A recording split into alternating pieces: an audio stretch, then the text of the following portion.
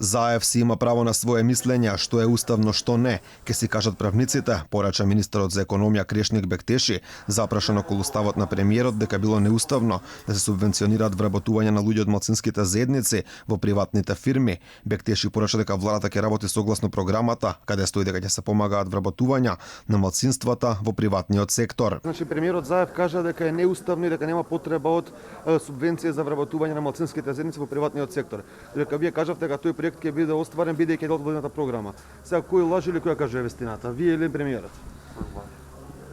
Сите ја кажуваме нашето мислење, ние живееме во демократско општество, јас се повикувам на владината програма, дали е уставно или не, тоа ќе го утврдат правниците, ние ќе поставиме согласно владината програма. На Илинденска ставовите се различни. Премиерот вели дека нема потреба од ваква точка, дуи на ставот дека субвенциите ќе ги има. Запрашан директно да одговори дали ќе има пари за оваа цел или не. Бектеши порача да почекаме до 15 ноември, кога ќе биде објавен буџетот за 2021 година, потенцирајќи дека е на ставот дека ваква мерка треба да има. Ќе има ли субвенции?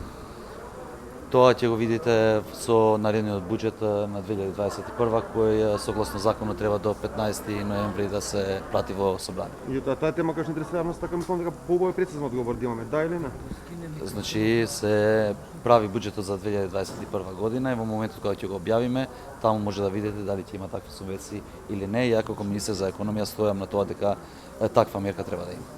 Инаку прв дека владата ќе плаќа за вработување на припадници од малцинските заедници во приватниот сектор, соопшти првиот вице-премиер Артан Груби.